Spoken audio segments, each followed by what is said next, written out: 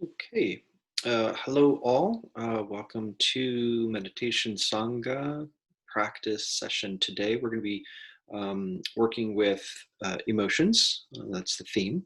Um, so, throughout our working with emotions, we've been framing a lot of the practice with the noting feeling states exercise, bringing the attention into the body, recognizing the various emotions that are present. So we're increasing our capacity for discernment and being able to um, recognize what's present and allow something to come into being, allow it to pass away from being, all the while meeting it with a sense of equanimity.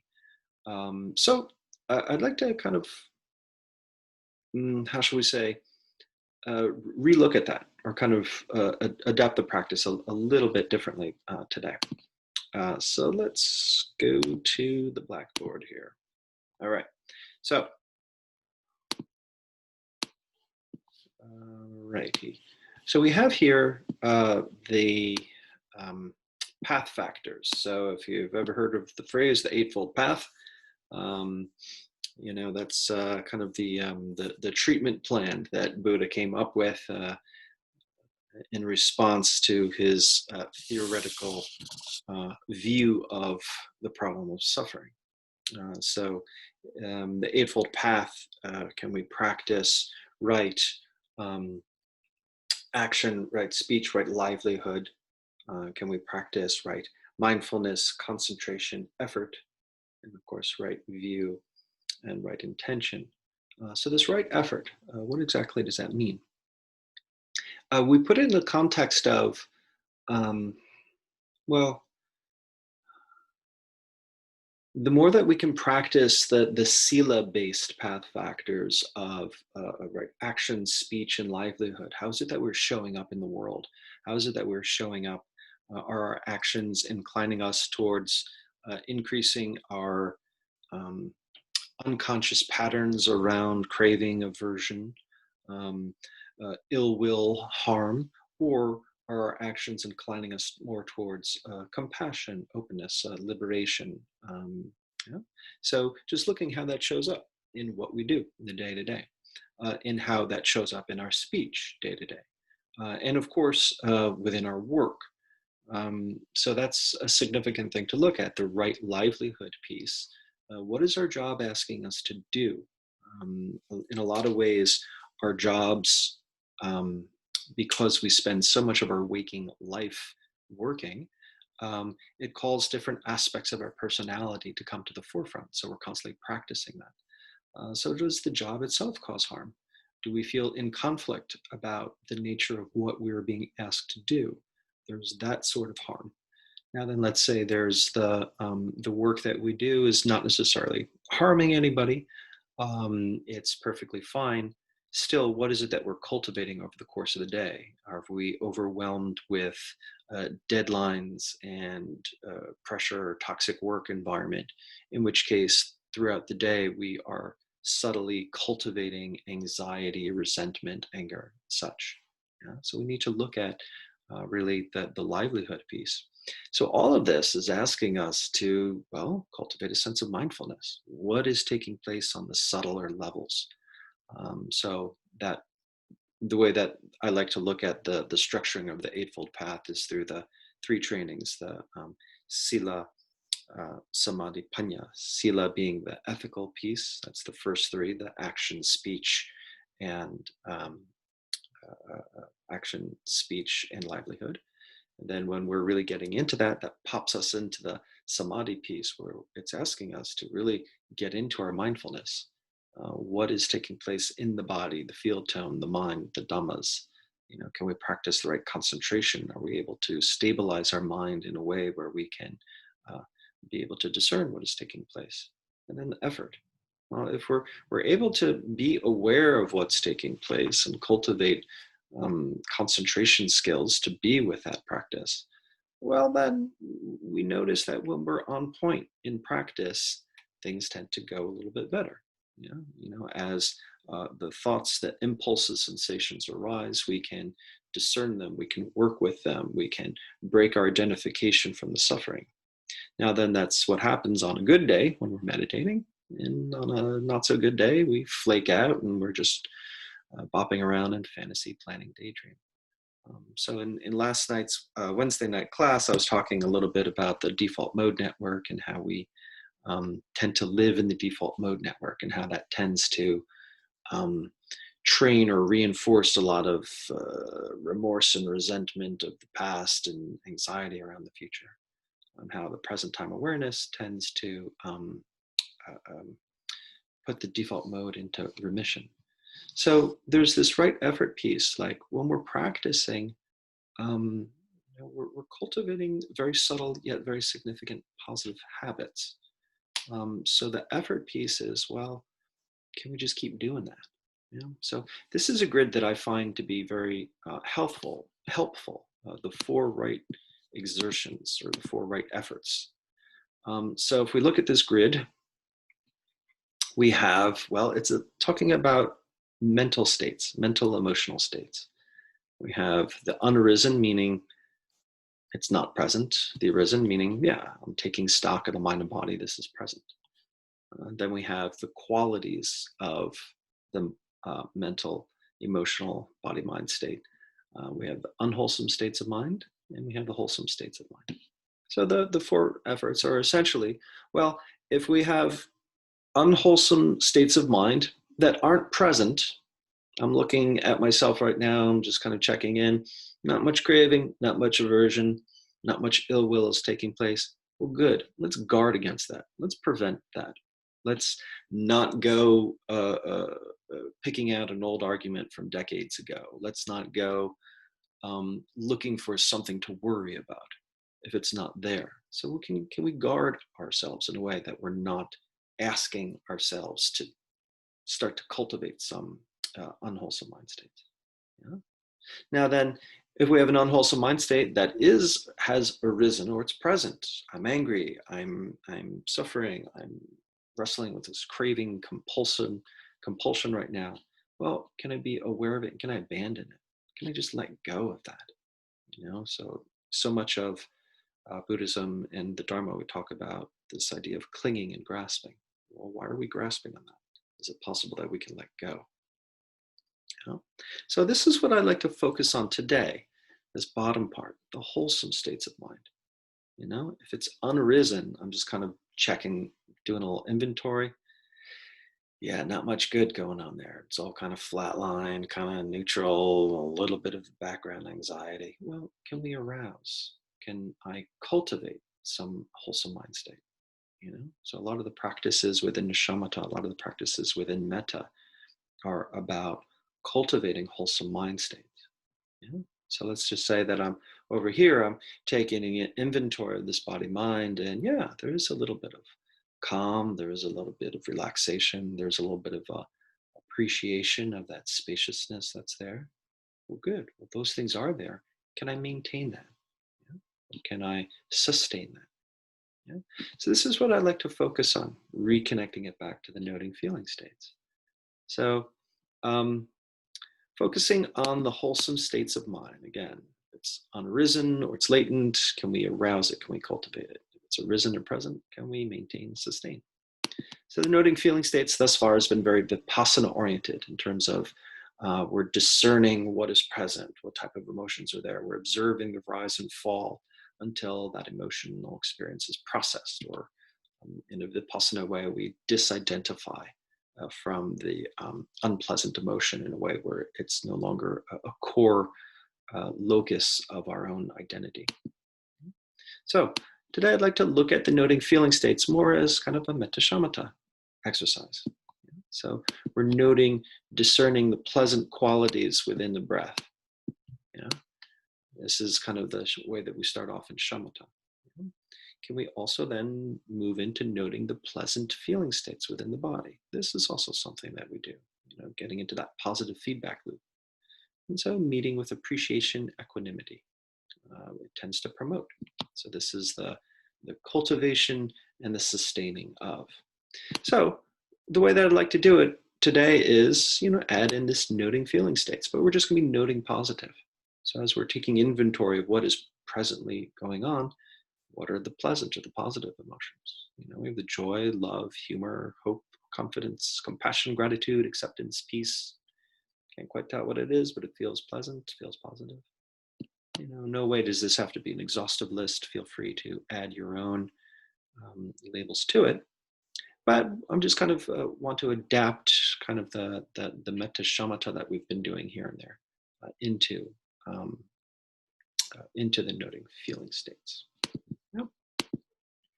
So that's what's on the docket for today. Anybody have any questions about that before we get into I do.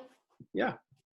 So maybe I'm misunderstanding it, but when you say maintain, sustain, I'm confused because I thought that we're supposed to, or it's ideal that we don't try to push away or try to cling on to any particular emotion. So when we're trying to only focus on positive, are we not allowing for negative states to show up, or are we only trying to maintain positive? Yeah, thank you for that clarification point. That's an excellent question there. So to the first part, yeah, we're not trying to grasp onto, and this is something that we need to kind of understand the shades of difference here. How we are relating to the present moment creates the conditions for the next moment, so to speak. Yeah. So if we're looking at things exclusively through the Vipassana lens, it's like, all right, this is arising, whatever it is, be it pleasant, unpleasant, neutral. I'm meeting it with the equanimity. I'm not identifying with it, and it can just go do its whatever thing. I'm just resting in equanimity. So that would be more the Vipassana take. So if we're kind of going into the metta side, if we're looking at it from through that lens, then the metta is all about the cultivation. We're cultivating a particular wholesome state of mind. So when we do it through the traditional metta, think of a loved one, benefactor, teacher, mentor, pet, animal, and there's the associated feelings of loving kindness, then it's great. I recognize that's there. How can I continue to promote and cultivate that? So it's a different objective than a Vipassana. We're just allowing anything to come up, and we're disidentifying from it, cultivating equanimity, just observing the rise and fall. This is more of, I guess, a metta piece in terms of we are intentionally attempting to cultivate something along a particular theme. We could liken this in a way to, Shinzen's just feel positive work. So it's in line with that, just leaning into the positive. Now, then that way of working initially, or usually with his way of working, is just the bell rings, just lean into the positive. But how do we get there? So through the metta, that can help us open the door. Through the shamatha, noticing the pleasant qualities, that can somehow get us there. So in a way, I mean, this can fall under some of that Shinzenian feel positive, but it's just kind of a different route to it. But if we're sitting in practice and what shows up are unpleasant states, What do we are do? we to focus on how it shows up in the body, and then we study the shape, size, and the qualities of it, right? Well, in a way, we're deprioritizing the focus on the unpleasant states. So if we're meditating and all that's there is the unpleasant, is the negative stuff, and that's the theme. This is more of a focusing away. We're kind of focusing away from the unpleasant today in this exercise, and trying to focus onto the pleasant. Now then, let's just say we have this much unpleasant going on, and we have this much pleasant.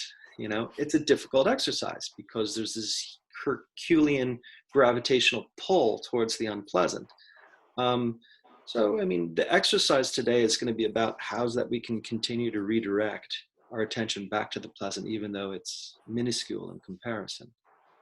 Sometimes, with everything going on, I'll liken it to trying to listen to a very soft spoken conversation in a crowded room. It's just like, how can we listen a little bit more to that person that's speaking softly amidst all these people that are just rowdy and shouting? So that there is a little bit of that concentration aspect of I'm deeming this piece, the pleasant, relevant, and I'm deeming the unpleasant, irrelevant. I'm pushing that a little bit to the background. So it's not so much a suppression, so much as a redirecting and kind of putting in the back seat. Now then, if that's too much of a struggle and you want to kind of bop back and forth, you can totally do that. You can totally press a pause on the pleasant, go into the unpleasant, use your tool sets to work with the unpleasant emotions, and then come back in and check. But for today, I'm going to be directing the theme of the guidance towards deprioritizing the unpleasant, allowing that to be in the back seat. Just like when we're practicing breath work and shamatha, it's like, all right, it's all feel space oriented and taking the see and hear. Can you just put that in the back seat for a while? Does that seem satisfactory? Yes. Okay, good. Thanks. Cool. All right. Everybody allow yourself to come to a comfortable upright position.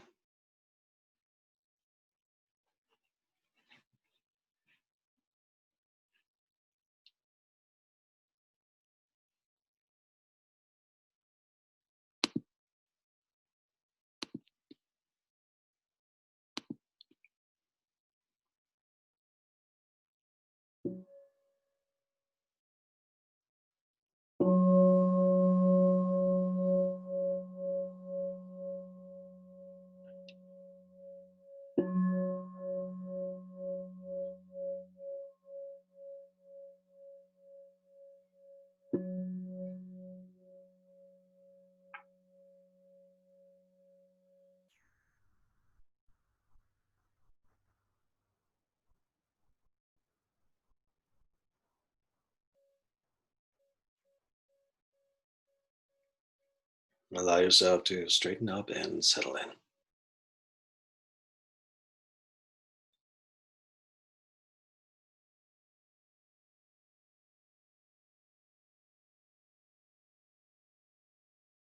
We're going to be working with noting feeling states, the theme of feeling positive today. We can start off by leaning into the shamatha from the get-go.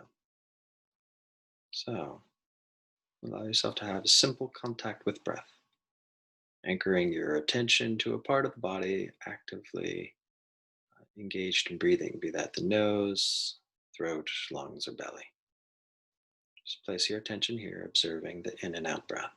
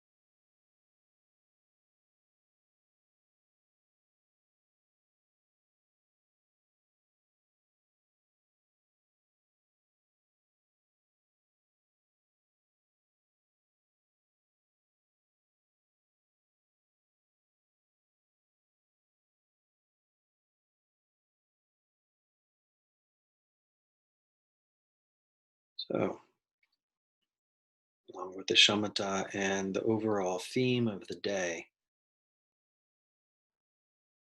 not merely paying attention to mechanical in and out breath, but what are the pleasant qualities?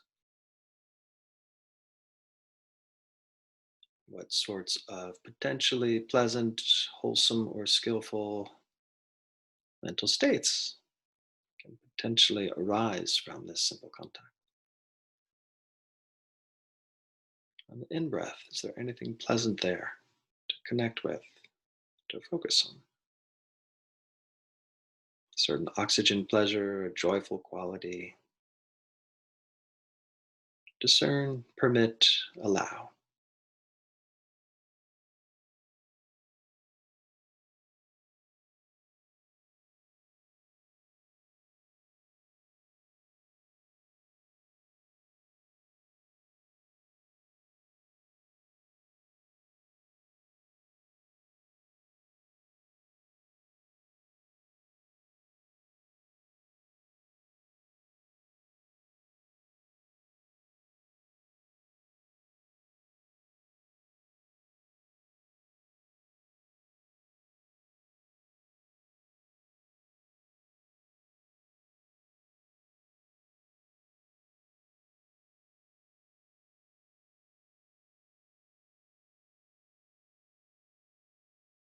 The top of the in-breath, what is uniquely present and available there? Your pleasant qualities, a wakefulness, another particular energetic experience.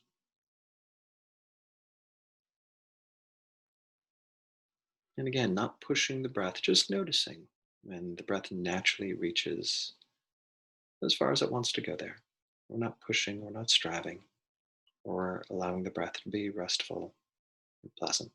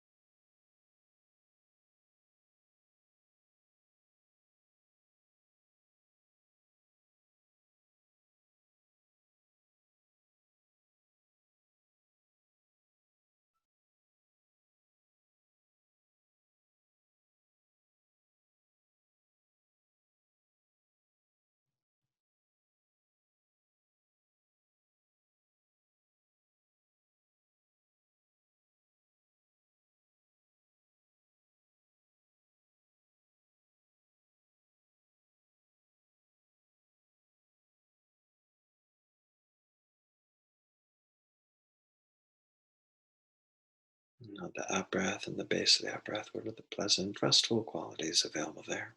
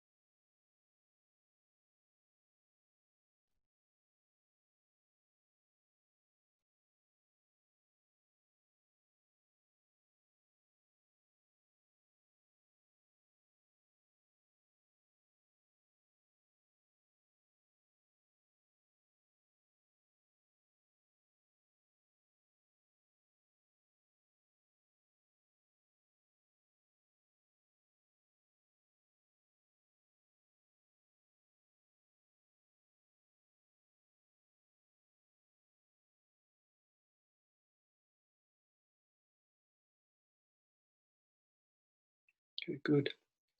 So recognizing that breath can always be a part of this practice here.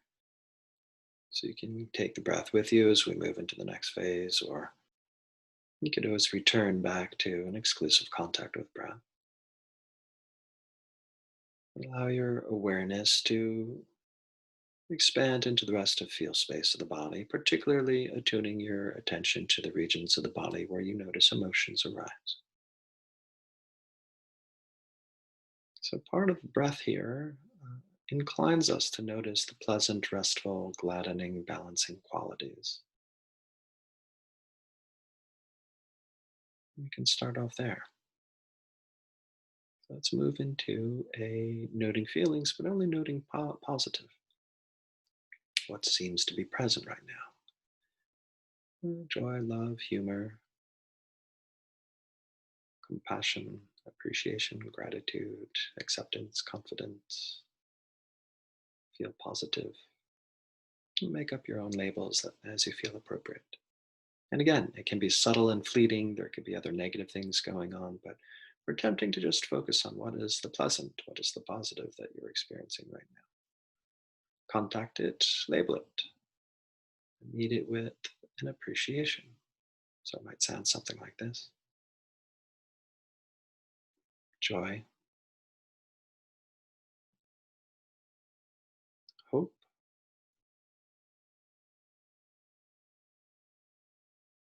compassion,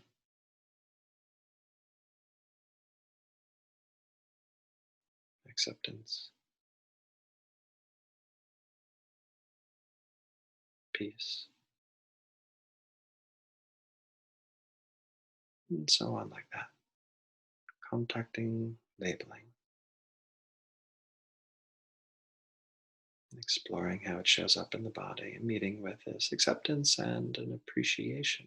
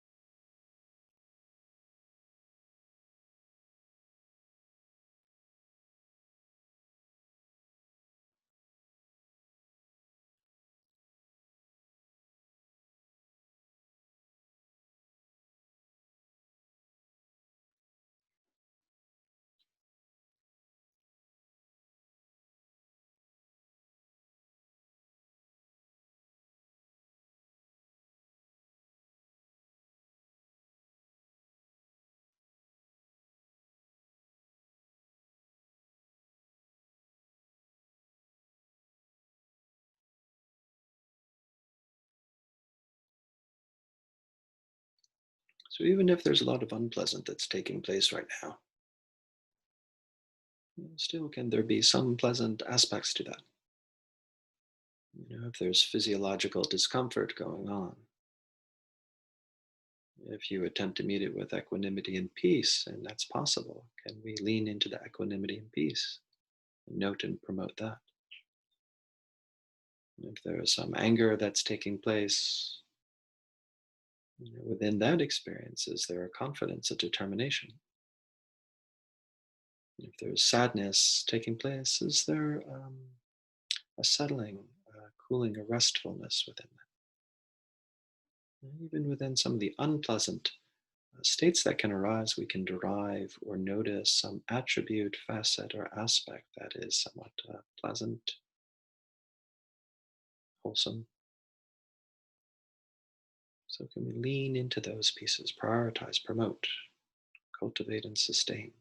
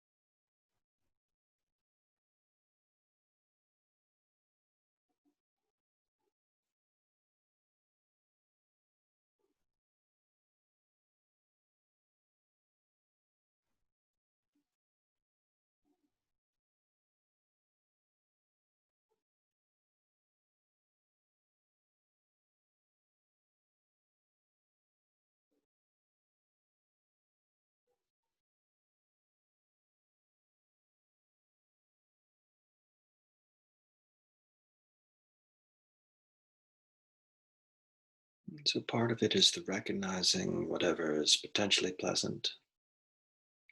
And again, it could be very subtle and fleeting and not your primary experience. That's okay.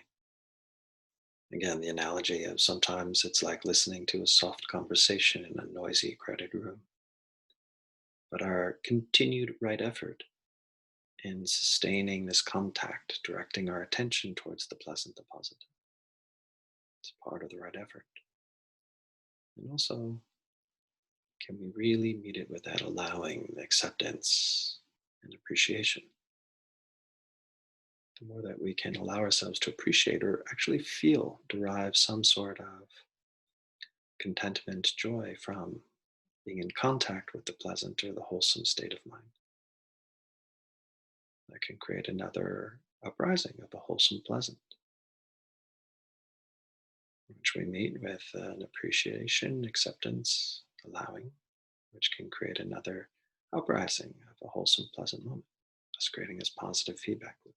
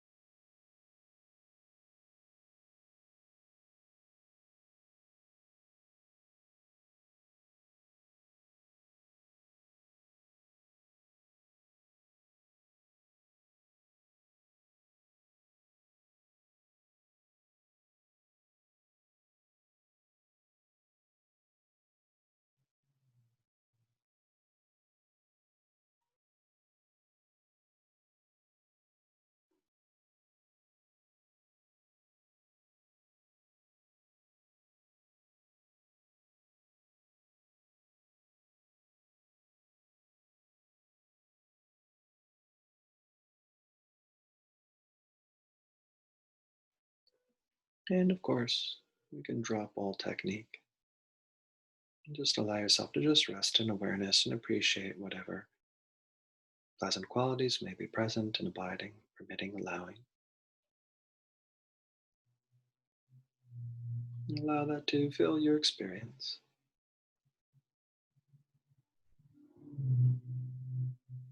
Allow yourself to be aware of that as you're in contact with just awareness,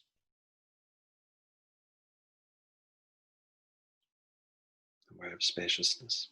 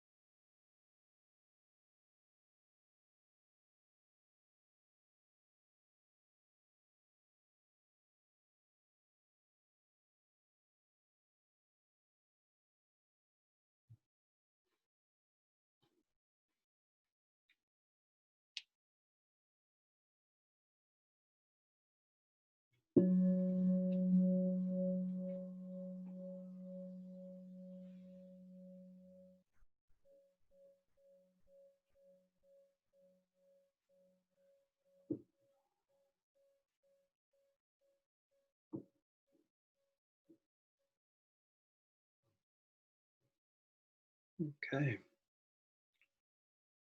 At ease, everybody. Post bell practice, allowing yourself to remain open to continue to receive the momentum of your effort. So, what do you notice? What did you observe? What was relevant for you today?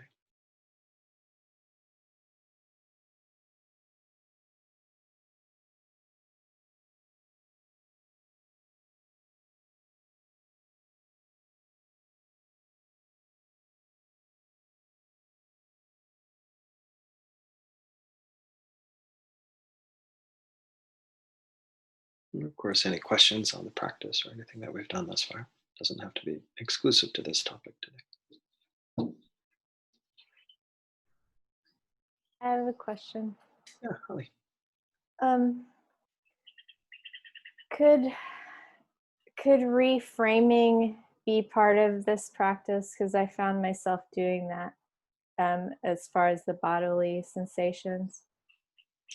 So in other words, I tend to like worry and look at negative things a little bit more. So when I felt my body, it felt sort of heavy, but then I thought, okay, I could think of it as being grounded and, you know.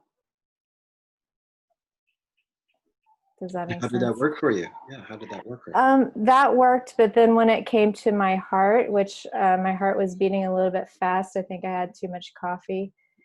That was a little bit harder. And then the only way I knew how to resolve it was just to be appreciative that I have a heart that's beating and that I'm alive. And how did that work? That worked pretty well. Okay, I mean, yeah. good. So I guess simple answer, yeah. I guess reframing is a very good way of looking at this. Because there can be a sensation, and then we can have a habit towards this negative interpretation, this negative bias in interpreting our sensations. So if you're consciously choosing to reframe it by looking for what is something pleasant or potentially positive, and prioritizing that present time experience, I'd say that's an excellent practice for this. So overall, how did that go? How would you assess the experience doing it that way? Good. I still had to struggle. I don't know. I mean, when I noticed things from the outside that I could easily see as pleasant, I could feel the wind, I could hear my cat playing with her toy, all these things. But then when I looked inside, I tended to be nervous about myself. I don't know. Mm-hmm. So I had to kind of purposely change it and reframe it. So Okay. All right. So that's part of the efforting, is just recognizing, all right, there's some unpleasant responses, or, going back to that grid of the four efforts. Okay, there's this kind of sadness piece, and there can be the recognizing being with the sadness, but there's also kind of the challenge when we're really identifying with it and kind of getting very invested, grasping onto it. But the fact that you're able to discern, oh, there's some pleasant quality within that of feeling kind of settled and grounded, and prioritizing that seemed to kind of lighten things up a little bit, which is great. So that's kind of the leaning into the wholesome interpretation of that experience. And likewise with the elevated heart rate due to the caffeine, being able to lean into the appreciation of the heart and the health, and how that began to work. So I'd say that would be a good interpretation and practice of right effort through the lens of the exercise that we're doing today. And let's just say, just because you opened up by saying that you notice that one of your habit patterns is worry. So, going back to, we were talking earlier this week about the different Buddhist personality types. So, that worry is kind of the restlessness and doubt kind of together. Yeah. We can look at it that way. So if part of what we're doing personally is looking at our habits and transforming habits, if there's that particular negative bias that you might have, so by consciously practicing to reframe your experience towards the pleasant, towards the positive, and just being open to what happens, I think it would be a great kind of overall practice for you to kind of add in, both in the sitting practice as well as life practice. Okay, thanks, Holly. I don't know if people are you guys catching all the loud banging that happens there? Sorry about that. Neighbors have a good 200-foot tall pine tree, and the squirrels at this time of morning love to run around and drop the pine cones. So it's about a good 200-foot fall of like these massive pine cones. So I'm expecting any day they're just going to burst right through the ceiling. And I always thought it was your cat sort of banging on the window pane. Oh. It's like, wow, it's a very loud. Then I just was doing it. I don't know. In the beginning, it was like there's a lot of cat activity. Yeah. In my mind, I was wow with the cat when I heard the banging. It's like, wow, that's a big headbutt. Yeah, she's here. She's doing her little headbutting thing, but yeah, it's a lot softer than the massive pine cone death. Okay.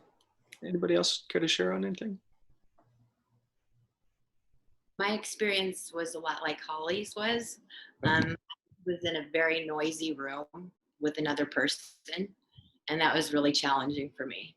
And my first response to that noise, to the sound, was, geez, can you possibly be any noisier? You know, just to completely take me out of my meditation and just ask them that.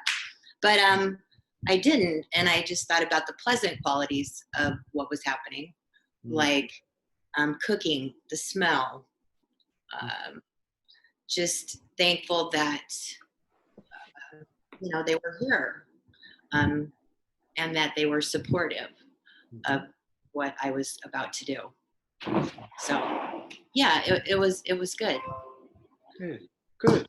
So when you said it was good, would you say that it was kind of like an effective turnaround in terms of like a tendency to maybe grasp onto the frustration, and maybe there's a relinquishing of that, and maybe Absolutely. a little bit of... Yes, absolutely. Because I tend to be like more of a person, stop it. Just, I kind of, I guess I like to control the narrative a little bit. And so this was a really good sit for me. Okay. I'm glad you had that experience, Tiffany. I think there's a lot to be said about, I guess, going off of the share Holly had and what you had. It brings up for me just how we can tend to, and maybe I'll just speak for myself, have a negative bias. My habits of frustration, my habits of anger, my habits of preferring things to be otherwise, just natural aversive tendency can come out. And, especially with the habits of the mind tending to have a preference of recording negative memories a lot faster, quicker, and more efficiently than pleasant, positive ones. So it's like, just as we age naturally, we're inclined to gather more of a negative bias of things. We're kind of built that way. So now then, if we add into that, like, certain personality traits that we may have that might further reinforce that, if our habits are, worry and anxiety, if our habits are anger, frustration, tendency, proneness to depression and stuff, that might really super fuel that. So from time to time to really dedicate consciously a practice of taking in your sensory experience and inclining yourself to notice the pleasant and prioritize that. It tends to recalibrate us quite a bit. And for the mind to record pleasant memories or turn those pleasant experiences into, positive memories, we have to have a positive experience, have this meta awareness that a positive experience is happening while I'm also aware of the joy that I'm experiencing, and sustain that contact for like 4 seconds for the brain to be like, fine, I'll record this as a pleasant memory. So we really have to train the mind.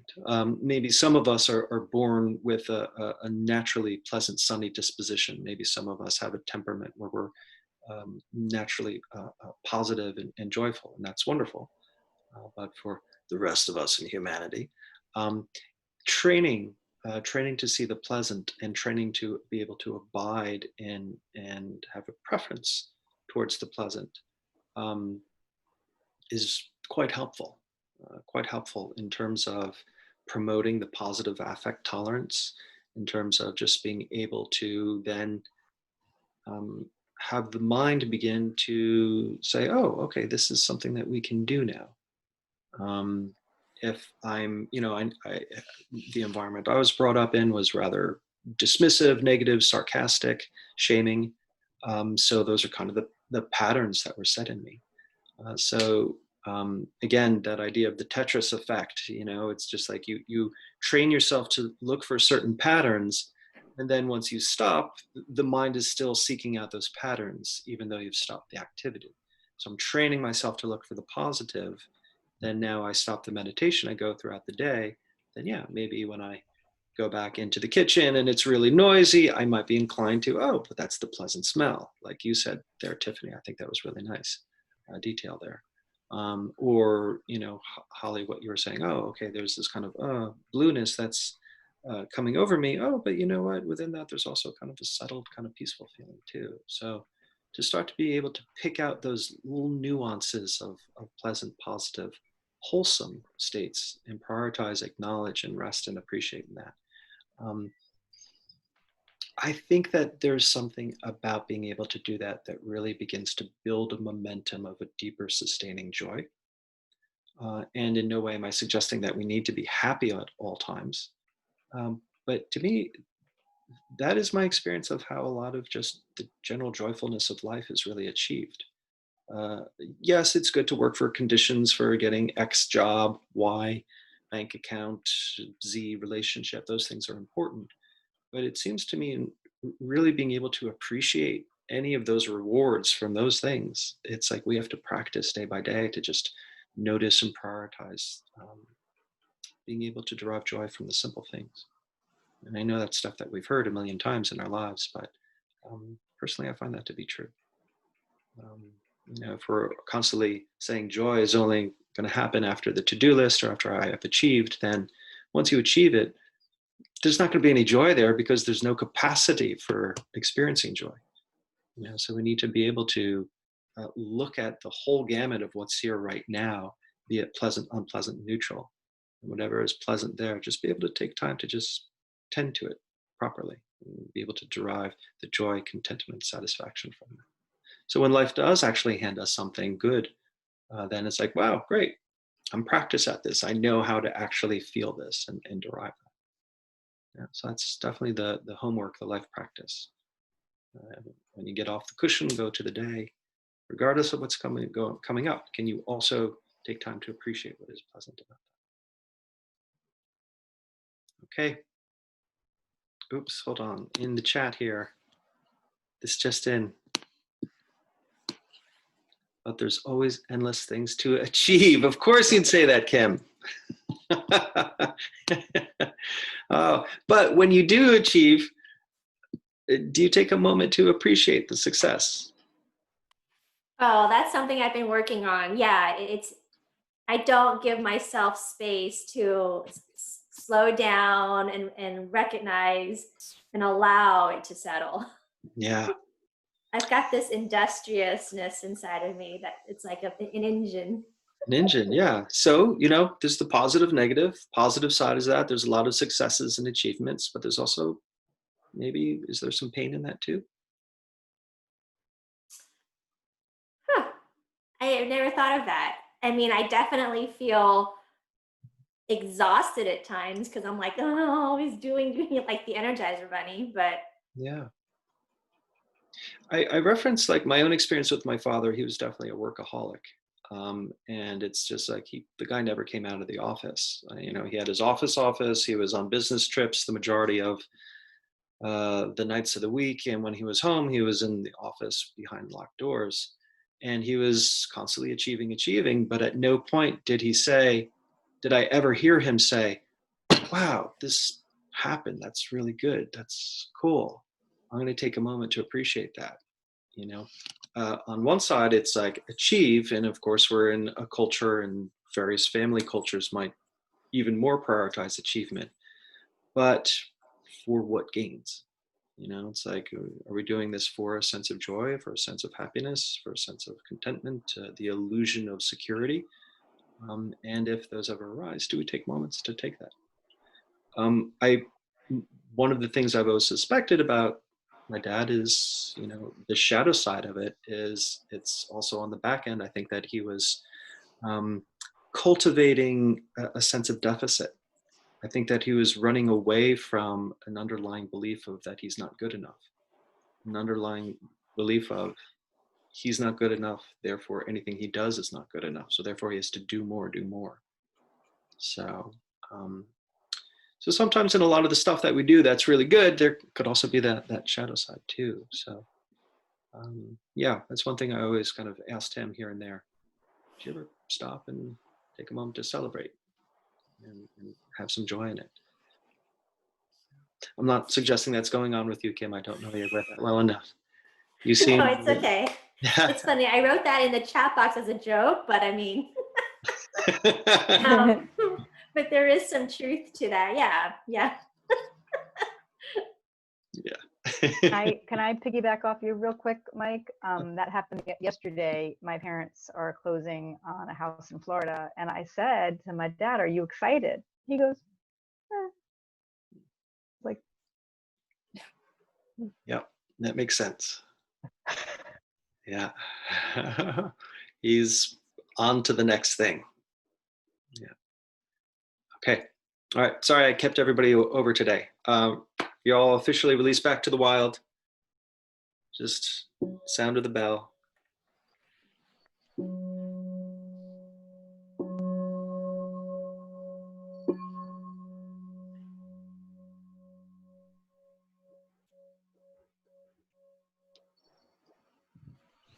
Okay. Thank you, everybody.